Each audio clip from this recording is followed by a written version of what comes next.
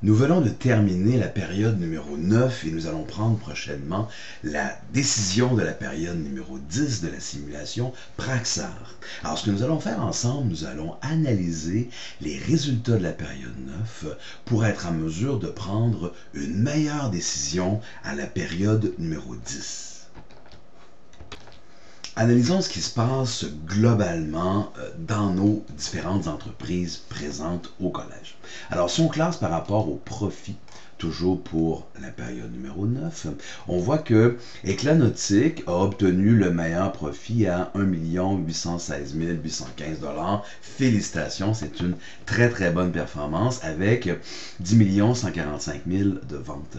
Ce qui est intéressant de constater, c'est que Kayaking sont arrivés à 9,3 millions de ventes pour un profit qui est à 1 696 000 $. Alors, ce qui est intéressant de constater, c'est que Éclat-Nautique ont des ventes de 10 145 970. Kayaking ont des ventes de 9 367 679. Ce qui fait une différence de 778 000 $. 778 000 $ de différence sur des ventes, par exemple pour Kayaking, divisé par 9 367 679 fois 100. Ce qui fait que Kayaking ont des ventes de 8,3% de moins que Éclat-Nautique. Par contre, au niveau du profit, Éclat-Nautique fait 1 816 815, moins 1 696 966, 119 000 de moins, divisé par 1 696 966 fois 100. Donc, ils font seulement 7% de moins de profit. Ce qui veut dire que la différentiel de profit entre le premier et le deuxième est plus petit que le différentiel de vente entre le premier et le deuxième. Ça veut dire quoi? Ça veut dire que Kayaking, pour chaque dollar de vente, font un peu plus de profit qu'Éclat-Nautique. Ce qui veut dire que si Kayaking aurait fait à la période 9 exactement les mêmes ventes qu'Éclat-Nautique, il y aurait quelque chose comme 2% de plus de profit que l'entreprise Éclat-Nautique. C'est quand même assez intéressant. Même chose pour Horizon Bleu. On voit Horizon Bleu, ils font 10 686 000 $ de vente, mais 1 672 000. Ça veut dire quoi? Ça veut dire que Horizon Bleu, ils font plus de ventes que les deux premiers, mais ils font moins de profit que les deux premiers. Donc, les coûts d'Horizon Bleu sont un peu plus élevés que les coûts de Kayaking et Éclat-Nautique. C'est sûr à 100%. Okay? Là, c'est au niveau des profits. Si on regarde en queue de peloton, bon, au niveau des profits, on a Go Kayak avec 89 000 $ de profit. Alors, évidemment, à 3 millions de ventes seulement, 3 millions par rapport aux 11 millions qu'on a en haut, c'est une grosse différence, là. Donc, c'est normal qu'ils fassent beaucoup moins de profit. Mais à 3 millions de profit, ils pourraient faire plus de profit que 89 000, là, c'est évident. Faisons un classement au niveau des inventaires. Là, on voit qu'il y a beaucoup d'entreprises qui ont pas mal d'inventaire. Kayakai, Kayako, Équipe 30 ont quand même 5 000, 4 000 et 3 000 unités de kayak en inventaire. Qu'est-ce qui se passe? Alors, ce qui se passe, c'est, par exemple, l'Équipe 30, on ne peut pas dire qu'ils font des petites ventes à 10 millions de dollars. Ils ont 3 000 profits en stock à la fin de la période numéro 9. Alors, ce qui est arrivé à l'Équipe 30, probablement que ils ont beaucoup fabriqué, beaucoup vendu, parce qu'ils ont des ventes de 10 millions, mais ils avaient vraiment beaucoup fabriqué par rapport aux ventes qu'ils ont eues. Par contre, Kayako, à 5 millions de ventes, ben là, on ne peut pas dire qu'ils ont beaucoup vendu. À 5 millions de ventes, si on les classe par rapport aux ventes, à 5 millions de ventes, on voit que Kayako sont quand même dans la queue du peloton, dans le dernier tiers des ventes. Donc, Kayako n'ont pas beaucoup vendu. Et c'est pour ça qu'il leur reste 4 223 kayaks en inventaire. Pourquoi Kayako n'a pas beaucoup vendu? Ben, probablement parce que leur prix est trop élevé. Tout simplement. Si votre prix est trop élevé par rapport à la qualité que vous fabriquez, ben à ce moment-là, les clients vont choisir une autre entreprise qui ont un prix plus bas pour la même qualité. C'est clair. Même chose pour Kayak Eco. Kayak Eco, qui sont ici, ont 4 millions de ventes avec 2182 kayaks en inventaire. Ben, à 4 millions de ventes, on peut affirmer qu'ils n'ont pas beaucoup vendu par rapport aux autres. Ben, s'ils n'ont pas beaucoup vendu et qu'il leur reste beaucoup de stock, qu'est-ce qui arrive? Leur prix est trop élevé. Il faut baisser le prix pour vendre plus. Parce que le client va toujours choisir un kayak qui, pour la même qualité, sera moins cher, bien sûr. Donc, il faut faire attention là, au stock que nous avons en inventaire pour faire en sorte que ça ne coûte pas trop cher en termes de stock. Et le stock peut nous coûter très cher, là, ça c'est certain. Donc, ça, c'est au niveau de l'inventaire. Au niveau de la valeur par action, on voit que Eclanautique sont en premier à 1054 et Kayakai à 958 $. Alors, la différence entre 1054 et 39, moins 958 et 87, ça fait une différence de 95,52 $. Chaque entreprise a 10 000 actions, donc fois 10 000 actions, ce qui fait une différence en termes de profitabilité cumulative de 955 200 $. Alors, la question qu'on peut se poser, c'est est-ce que Kayakai, à la période 10, peut rattraper Eclanautique et finir premier de la simulation de l'automne 2023? Pour que ce soit possible, il faut qu'à la période 10, Kayakai fasse 955 200 $ de plus que Eclanautique. Est-ce que c'est possible en une seule période? Ben non, c'est pas possible. On voit que Eclanautique ont déjà 1 816 000. Il faudrait, là, supposons que Kayakai ferait les meilleurs profits qu'on a vus, là, 1 816 000. Ben, pour pouvoir dépasser Kayaking, il faudrait qu'il fasse 955 201 $ de plus que le profit d'Eclanautique pour la période 10. Il faudrait que Eclanautique fasse une contre-performance qui soit à 200-300 000 de profit et que Kayaking, pas Kayaking, mais la deuxième entreprise soit à ce profit d'Eclanautique plus 950 201. C'est très très peu probable. On peut donc affirmer que si Eclanautique font une performance moyenne à la période 10, ils sont pratiquement certains de finir premier. Regardons la troisième position par rapport à la deuxième position. La deuxième position, Kayakai, est à 958,87. La troisième position est à 891,05, soit une différence de 67,82 $. Chaque entreprise possède 10 000 actions, ce qui fait une différence en profit cumulatif de 678 000. Encore une fois, il sera difficile pour Oasis Kayak de dépasser Kayakai à la 10e simulation, parce qu'il faudrait qu'il fasse un profit supplémentaire de 678 000. À la période 9, entre le profit de Kayakai et le profit de Oasis, ben, il y a 1 292 776 moins 1 160 956, il y a une différence de 131 000. Donc, il faudrait que la différence soit beaucoup plus élevée pour que Oasis Kayak puisse passer en deuxième position. Par contre, si on regarde Oasis Kayak par rapport à Lagos, 891,05 moins 887,49, bien là, la différence est juste à 3,56 fois 10 000 actions, ce qui fait 35 606.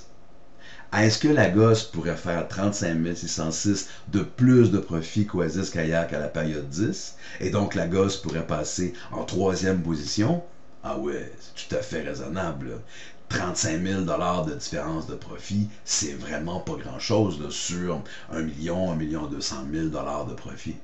Donc, la troisième position d'Oasis Kayak, elle est fragile. Il faut qu'il continue à travailler fort pour avoir d'excellents profits à la période 10 pour conserver cette deuxième position. La troisième position. Et on voit ici que la troisième position n'est pas jouée là, entre Oasis Kayak, Lagos, Kayak Kinetic, Horizon Bleu. N'importe quelle de ces 4 entreprises pourrait penser finir en troisième position de la simulation au Collège de Bois-de-Boulogne. OK? Parce que la différence de valeur par action n'est pas si grande. Donc, la troisième position n'est pas jouée. La première position, elle est pas mal jouée. La deuxième position, elle est pas mal jouée, mais pas la troisième position. Alors, si vous regardez la valeur par action, beaucoup d'entreprises sont dans cette situation-là. Entre 533, 535, 537, 546 pour Kayako de gauche à droite, Top Kayak et Kayak Attack. Ben là, les positions ne sont pas jouées. Là. Tout peut changer encore à la 10e position. C'est clair. Si on regarde maintenant la satisfaction des employés, okay? On voit que Aquavoyage ont une satisfaction de 92 avec un profit de 898 000. Pagailleur ont une satisfaction de 87 avec un profit de 666 000. Et on voit à la fin que nos amis de Kayak Kinétique ont une piètre satisfaction des employés de 25%, mais avec quand même un profit de 1 056 000. Ou bien Kayak Nature ont une piètre satisfaction des employés à 28%, mais avec un profit de 1 191 000. Morale de cette histoire, dans la simulation Praxar, oui, la satisfaction des employés peut influencer le profit de l'entreprise. On voit ici Éclonautique qui ont une satisfaction 69 avec 1 800 000 de profit, mais ce n'est pas déterminant. On peut très bien avoir une satisfaction faible des employés, mais quand même avoir un très bon niveau de profit. Donc ça, c'est au niveau général ce qui s'est passé à la simulation 9. Allons voir l'analyse annuelle de l'industrie pour voir ce que ça dit. Alors, au niveau du nombre de kayaks vendus, là, ça s'est mal passé à la période 9. On voit qu'on est passé de 459 000 kayaks vendus à la période 8 à 443 000. Les ventes ont donc baissé globalement dans l'industrie. Qu'est-ce qui s'est passé? Alors, au Canada, on est passé de 171 à 178 000. Félicitations. C'est nos meilleures ventes canadiennes depuis l'année numéro 4. Parfait. Par contre, on voit que dans l'Est des États-Unis, les ventes sont passées de 89 000 à 81 000. Pas bon, les ventes ont baissé. Les ventes dans l'Ouest sont montées, 122 000 à 133, excellent. Mais c'est surtout à cause du Mexique que les ventes globales ont baissé. Au Mexique, les ventes sont passées de 71 000 à 49 744. Ça fait une baisse là, énorme. 71 047 kayaks moins 49 744. Ça fait une différence de 21 303 sur 71 047, le point de départ, fois 100, ce qui fait une baisse d'à peu près 30%. 30% des baisses de kayak au niveau des ventes du Mexique, c'est énorme. Donc là, on peut se poser la question, qu'est-ce qui s'est passé avec les ventes au Mexique? Est-ce que des entreprises ont décidé de délaisser le Mexique? Ben, peu probable, parce qu'on voit que les ventes n'ont pas tant augmenté dans les autres secteurs. Il y a l'Ouest qui est passé de 122 000 à 133 000, et le Canada qui est passé de 176 000 à 178 000. Si il y avait des entreprises qui avaient délaissé le Mexique, ben, les ventes ont augmenté plus ailleurs normalement, ou du moins les baisses au niveau du Mexique dans ces ventes de kayak auraient été compensées par une hausse dans d'autres régions. Si les ventes ont baissé, c'est peut-être parce que le coût du kayak ou le prix du kayak sur le marché du Mexique est trop élevé. De sorte que les Mexicains se sont dit, ben non, à ce prix-là, nous, on n'achète pas de kayak. Le prix, pourtant, moyen pour l'ensemble des territoires est resté stable. On voit que depuis l'année 6, c'est très stable. 702, 708, 705, 702. Donc, le prix est stable. Oui, il y a une petite différence, mais ce n'est pas significatif. Par contre, le prix par région, on voit que il y a des différences, puis c'est normal, parce que le prix par région est surtout influencé par les coûts de la logistique, les coûts du transport pour amener le kayak dans cette région. Là, ce qu'on observe, c'est que le Canada est à 148, dans l'Est des États-Unis, c'est à 178. Okay? On peut penser que au Canada et dans l'Est des États-Unis, le prix est bien fixé. Pourquoi? Parce que au Canada, les ventes ont augmenté. Dans l'Est, les ventes ont un petit peu baissé. On pourrait croire que dans l'Est, le prix est quand même un peu bas. Dans l'Ouest, on pourrait croire que le prix est bien fixé, parce qu'on est passé de 122 à 133. Donc, ce qu'on observe ici, c'est qu'il y a des baisses dans l'Est et au Mexique. Il y a une hausse des ventes au Canada et dans l'Ouest. Ce qu'on peut conclure par rapport au prix par région, c'est que au prix par région, donc ici, le prix au Canada et le prix dans l'Ouest seraient bien fixés. Par contre, le prix dans l'Est et le prix au Mexique seraient trop élevés. Puis on le voit bien. Il y a ici un prix de 850, tandis qu'ici, il y a un prix de 734. Il y a une différence de combien? 850 moins 734, ce qui fait 116 $ de différence, divisé par 734 fois 100, ce qui fait une différence de 15,8% de prix. Donc, le prix au Mexique est à 15,8% plus haut que dans l'ouest des États-Unis.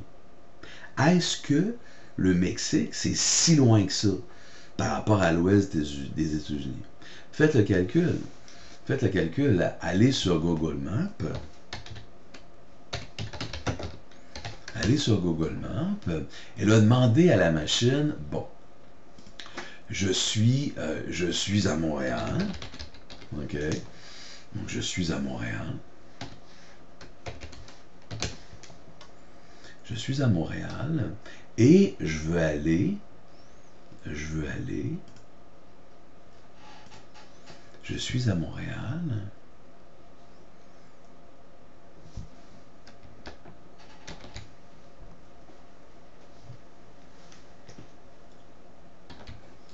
Et je vais aller dans l'ouest des États-Unis. Donc, mettons Montréal par rapport à Los Angeles, Californie, États-Unis. Alors, on lui demande l'itinéraire. Voici. Donc, on voit que Los Angeles, c'est à peu près là, la zone la plus loin. Là. OK, à peu près, dans l'ouest des États-Unis. Et on est à 4573 km. Parfait. Prenons une ville au Mexique, mettons Monterrey ici, ou Durango. OK, donc mettons Durango. Alors, Durango au Mexique. Donc, dans l'ouest, on est à, on va l'écrire ici, on est à 4573 à Los Angeles. Durango au Mexique, on est à combien de kilomètres de Montréal? Durango au Mexique, Colorado, Durango au Mexique. On va aller voir Durango au Mexique, on est à 4285 km.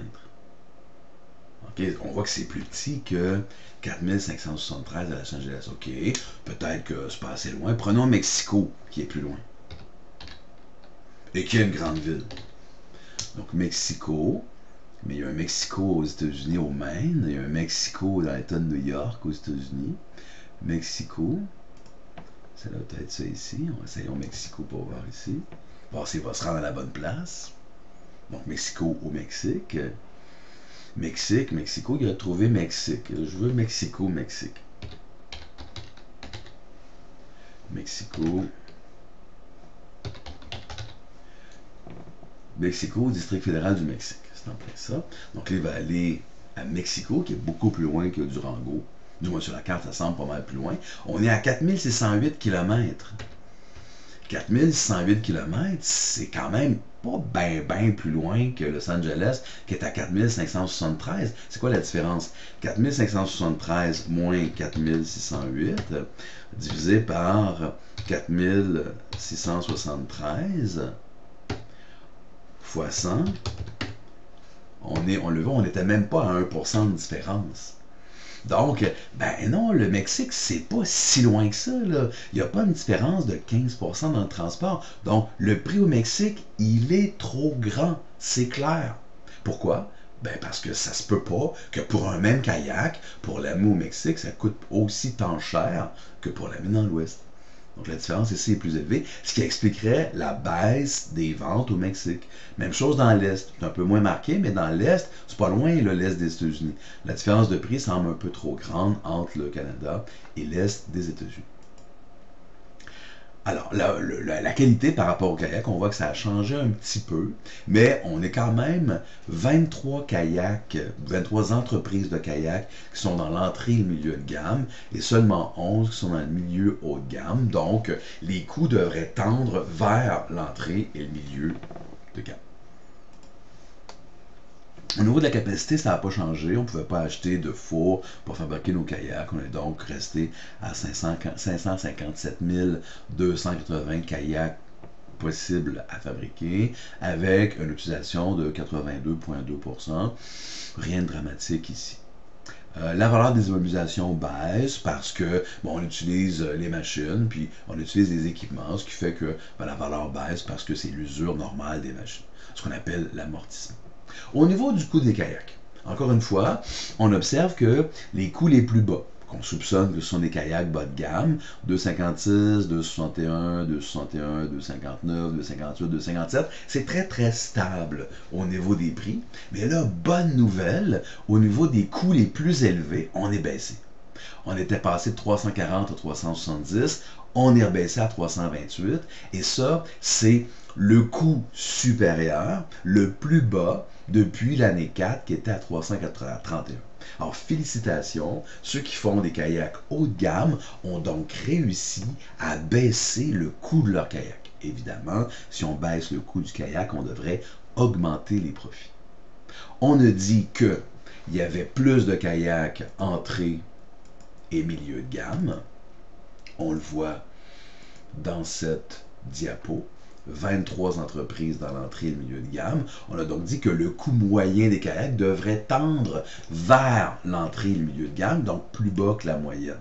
Parce qu'il y a des kayaks qui vont tirer les coûts vers le bas au niveau de sa moyenne. Puis on voit effectivement que le point blanc, qui est la moyenne, est un petit, à l'œil un peu plus bas que la moyenne. Donc le point blanc, il est à la bonne place en fonction de la répartition des prix par rapport à la qualité de nos kayaks. Le total des salaires a baissé. 86 millions à 83 millions, ça c'est quand même surprenant. C'est quand même surprenant, pourquoi? Parce qu'on a quand même vendu plus de kayaks. On a vendu plus de kayaks à l'année 9, mais globalement, on a moins payé nos employés. On ne s'attendrait pas à ça. On pourrait s'attendre à ce que si on fabrique plus de kayaks, on devrait payer plus de salaire normalement. Mais non, on en a payé moins. Ça veut donc dire que ça nous coûte moins cher, ce qui confirme ce qu'on vient de voir à l'autre diapo, où les kayaks haut de gamme coûtent un peu moins cher. L'actif à court terme moins le passif à court terme, grosso modo, c'est l'argent qu'on a dans notre compte de banque, plus les stocks, moins les dettes que nous avons en court terme. On voit que ça a fait un grand bond, 142 millions à 170, c'est une bonne nouvelle. Par contre, on voit que les stocks aussi ont beaucoup augmenté. On est à 30 000 unités en stock. On a vu tantôt dans le portrait global de l'industrie qu'il y avait quand même quelque chose comme 5 à 7 entreprises qui avaient des stocks au-dessus de 2000 unités. Donc ça, c'est trop, là. À 30 000 unités en stock, c'est clairement trop. On voit qu'à l'année 4, on avait seulement 18 000 unités en stock. Donc, le fait qu'on passe de 18 000 à 30 000 pourrait se justifier par une augmentation équivalente des ventes. Donc 30 716 moins 18 350, une augmentation de 12 000 divisé par 18 350 fois 100. Donc une augmentation des stocks de 67% entre l'année 4 et l'année 9. Est-ce que les ventes ont augmenté de 67%? Allons voir les ventes. C'était par ici, là. Allons voir les ventes entre l'année 4 et l'année 9, donc on est à 443 972 à l'année 9, moins 359 769 à l'année 4, soit une différence de 84 000, divisé par 359 769 fois 100. On voit bien là, que l'augmentation des stocks est beaucoup plus grande que l'augmentation des ventes. On peut donc affirmer que le 30 000 unités de kayak que nous avons en stock ici à l'année 9 est beaucoup trop grand parce qu'on a fait beaucoup mieux à l'année 4. Donc, on est capable de réduire le stock et pour réduire le stock, qu'est-ce qu'on fait? Deux méthodes. On fabrique moins, ce qui n'est peut-être pas la meilleure méthode, ou on vend plus. Vendre plus, évidemment, c'est une bien meilleure méthode pour réduire nos stocks. Le profit est passé de 23 à 26 millions. Félicitations. Entre l'année 7 et l'année 8, on était à peu près au même profit à 23 millions dans les deux côtés. Là, on a augmenté d'à peu près 3 millions, donc à 26 millions. Belle augmentation de profit. Au niveau du pourcentage, donc là, on voit aussi, on s'est amélioré. Là, on est à 11,62% des profits sur les ventes. On voit ici. Ça, c'est très, très bon. C'est notre meilleur profit depuis l'année 4. Donc, le profit sur les ventes, c'est bon. Est-ce que nos actionnaires sont contents? C'est-à-dire que, est-ce que nos actionnaires font de la belle argent? Bon, regarde ici, on est à 13% de profit sur l'avoir des actionnaires. Ça veut dire que pour chaque dollar que les actionnaires mettent dans l'entreprise, ils se trouvent à récolter 13%. C'est bien, mais c'est quand même moins bien que l'année 4 où on était à 19%. 19%, ça, les actionnaires étaient contents. Et évidemment, quand on est à 19% à l'année 4, ça fixe la base. L'actionnaire va toujours pouvoir dire, mais regarde, à l'année 4, tu as fait 19% de rendement. Tu es donc capable de faire 19% de rendement. Pourquoi tu fais 13,54? Et à 13,54, ben c'est la moins bonne année en termes de profit sur la vente des actionnaires depuis l'année 4.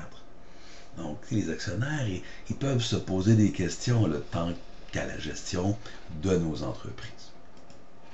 Donc, on a regardé l'analyse sectorielle. Allons voir un peu plus les chiffres. Par exemple, allons voir l'état des résultats pour voir ce que ça donne. À l'année 9, pour voir les chiffres de façon plus détaillée. Donc, l'état des résultats va apparaître, puis il va apparaître pour l'ensemble des entreprises. Qu'est-ce qu'on a d'intéressant qu'on va pouvoir voir dans cet état des résultats? Alors, ça va apparaître bientôt. Qu'est-ce qu'on observe dans l'état de résultats? Donc, on voit ici les ventes brutes, ensuite les rabais et les remises qu'on a à l'intérieur, puis les ventes nettes. Ce sont les ventes nettes qui apparaissent dans le résultat, le rapport global. Donc, on voit ici, c'est intéressant, pour 11 millions de ventes brutes, pour Canac, ils ont 3 millions de rabais aux détaillants qui donnent. Le rabais aux détaillants, dans le fond, c'est comme si on lui donnait un profit supplémentaire pour une vente nette de 8,1 millions. Normalement, plus tes ventes devraient être élevées, plus tes rabais au manufacturier ou rabais au détaillant devraient être élevés. Allons voir si c'est le cas. Donc, on voit ici, effectivement, avec la nautique, ils sont à 14 millions, puis 4 millions de rabais. Donc, ça confirme là, ce qu'on pense. Ici, on est à 12 millions et 3 millions de rabais. Ça confirme ce qu'on pense encore. 12 millions ici, 3,5 millions de rabais. On voit que Kayaking et Pagailleurs sont à peu près les mêmes données. Là.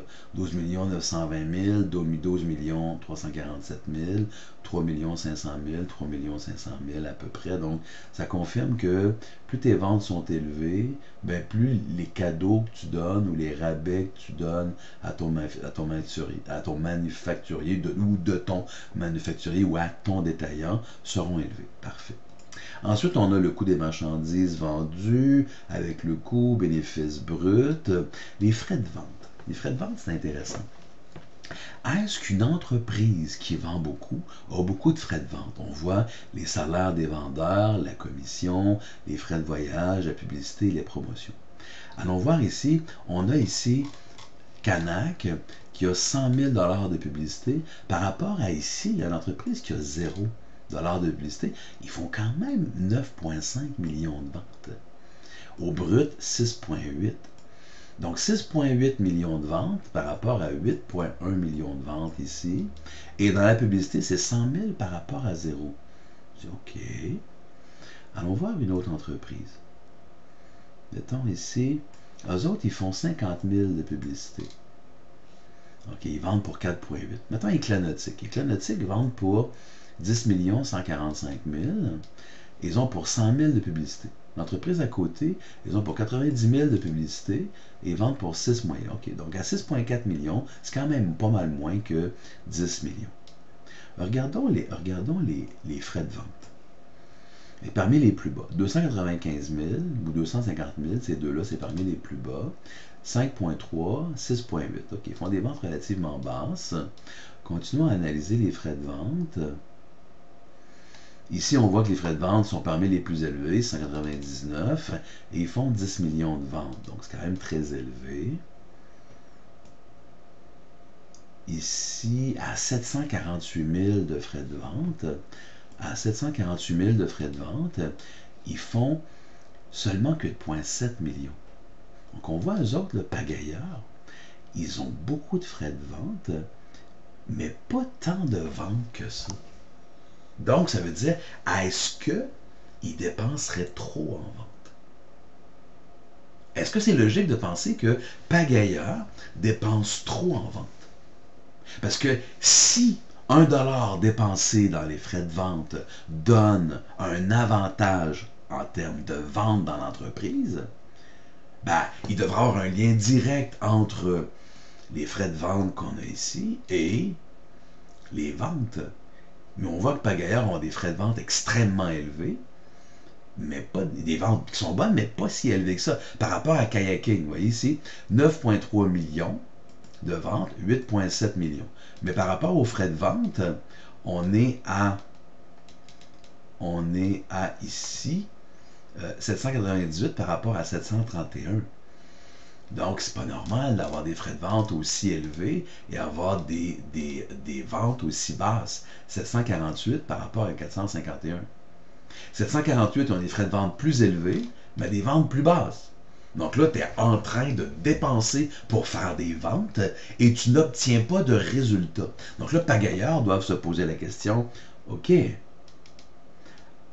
que ce sont nos salaires qui sont trop élevés, nos commissions qui sont trop élevées, nos frais de voyage qui sont trop élevés ou notre publicité qui est trop élevée? Si on regarde la ligne de publicité, 100 000, 75 000, 50 000, 0, 90 000, 100 000, 50 000, 25 000, 50 000, 65 000, 30 000, 85 000, 65 000. Donc on voit que si tu as 75 000 de pub, tu es dans la moyenne. Par contre, si on regarde au niveau des commissions, ici, 244 000, 149, 107, 34, 96, 405, 405 000 de commissions. Tu vends pour 10 millions, OK.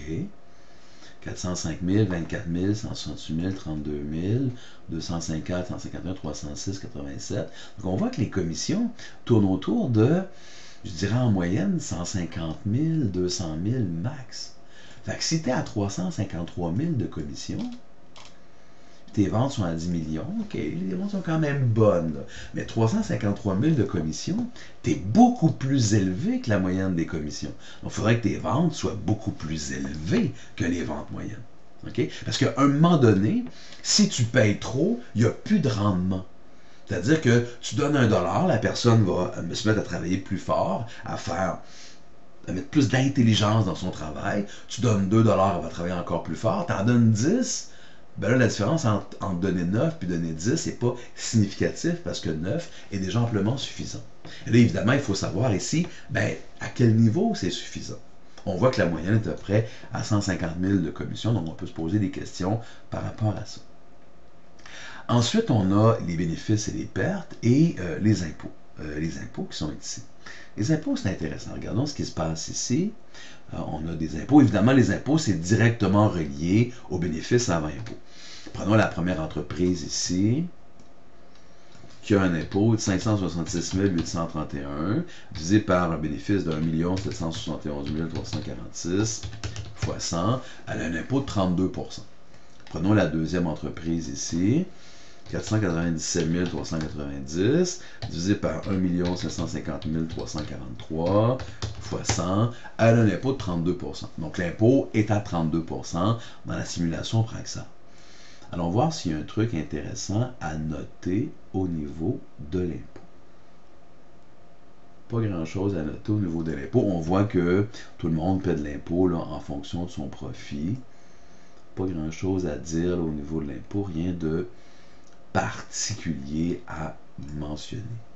Parfait. Alors ça, c'est ce qu'on voit au niveau de l'état des résultats. Un truc intéressant ici, revenu de placement, on voit qu'ici, on est à 66 000 de revenus de placement, 36 000 de revenus de placement, 64, 102 000 de revenus de placement. C'est qui ça? C'est Éclanautique. Éclanautique sont à 102 000 de revenus de placement. Là, on voit que à 102 000 de revenus de placement, ça commence à être significatif, là. Ça fait une différence. Ça fait en sorte que ce 102 000 de revenus de placement, 102 000 de revenus de placement divisé par 759 divisé par 10 000 actions augmente directement de 10 $ la valeur de ton action. Donc, ton revenu de placement à 102 000 te permet d'augmenter la valeur de ton action de 10,28 $ ou 10,27 $. C'est extraordinaire, là, parce qu'ils ont des placements. Alors, une entreprise qui n'a pas de placement, qui ne reçoit pas de revenu de placement comme ici, l'entreprise qui serait de gauche à droite, il faudrait se poser la question, ben, si tu n'as pas de revenu de placement, ben pourquoi? Est-ce que tu as de l'argent à placer ou non? Donc, de gauche à droite, on se souvient de cette entreprise-là. Allons voir le bilan pour voir ce que ça dit au niveau de gauche à droite. Nous avons ici les bilans des entreprises. On voit que dans l'actif à court terme, il y a l'encaisse, les comptes clients, les placements à court terme. Et on a ici des placements à long terme. Okay, donc, allons voir de gauche à droite. Donc, éclat nautique, on voit que les placements, là, ça se trouve à être la ligne ici. Puis les placements à long terme, c'est la dernière ligne ici. Donc, c'est celle-là qu'on regarde. Donc, on voit que Kayak Nature ont des placements de 3,9 millions. Puis, on voit que les Canotiques ont des placements de 6,4 millions. On voit que de gauche à droite, ont des placements de 0, mais ils ont 3,4 millions de dollars en banque. On voit que les Canotiques ont seulement 1,6 million de dollars en banque. Kayak Naviga, 962 000 $ en banque. À 3,4 millions de dollars en banque, tu es capable là, de faire des placements. Tu es capable de prendre ton argent et de faire des placements pour obtenir des revenus de placement. Parce qu'on voit qu'à 3,4 millions en banque, si on regarde ce que nous avons dans l'encaisse, 5,5 millions, même chose à Canac, à 5,5 millions, vous n'avez pas de placement. Vous êtes capable de faire des placements pour aller obtenir un revenu de placement. 5,5, 1,4, 3,7, 1,2, 2,3, 1,6, 900,9, 3,4, 2,2, 2,7, 0,4, 1,8. Donc, on voit que en moyenne, l'encaisse que les entreprises ont, c'est, je dirais, 1,8, peut-être 2 millions. Donc, si tu as plus que 2 millions de dollars en banque, comme Kayak Plus à 2,7 millions, ou bien comme de gauche à droite à 3,4 millions, à plus que 2 millions de dollars en banque, c'est sûr que tu es capable de faire des placements. Donc, Canac pourrait dire, bon, j'ai 5,5 millions de dollars en banque, je vais en prendre 3,5, puis je vais le placer. Et ce 3,5 millions de dollars que je vais placer, ben, va me rapporter de l'argent. Et va donc augmenter mes profits. Évidemment, une entreprise de kayak va faire des profits en vendant des kayaks sur le marché, mais si elle se met à avoir trop d'argent, ben, c'est possible que cette entreprise prenne son argent et le place pour obtenir un revenu de placement. C'est le genre de chose qui est importante à réfléchir. On voit ici les projets d'amélioration. Donc là, à la période 9, il est trop tard pour faire des projets d'amélioration si vous n'en avez pas fait, mais regardons les projets d'amélioration qui ont été faits. 274 000, 253, 123 000, 112 000, 242, 242, 123, 275, 112, 133, 317, 242, 123, 295, 295. Regardons 317. 317, c'est l'entreprise qui a fait le plus à peu près de projets. C'est Kai. Kai ont fait le plus de projets avec 317 000 d'argent qui ont été mis dans les projets. Donc, c'est Kai qui ont fait le plus de projets. Évidemment, quand tu fais des projets d'amélioration comme ça, normalement, tes coûts par unité devraient être plus bas. Parce que quand tu fais un projet d'amélioration, ben, ton entreprise va s'améliorer, les employés vont devenir plus productifs, ils vont savoir mieux utiliser les machines, la qualité va être meilleure. À ce moment-là, ton coût par unité devrait être plus bas. Il n'y a pas de secret ici. Si tu investis dans les projets d'amélioration, ben, tu devrais t'améliorer, puis à ce moment-là, les coûts devraient être réduits. Si les coûts sont réduits, ben, tu fais plus de profit.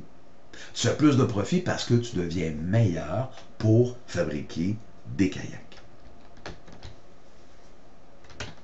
Alors, je crois que nous avons atteint notre objectif de décrire en détail les résultats de la période 9 pour la simulation Praxar de l'automne 2023. Mesdames et messieurs, bonne chance pour votre 10e et dernière décision de cette palpitante simulation.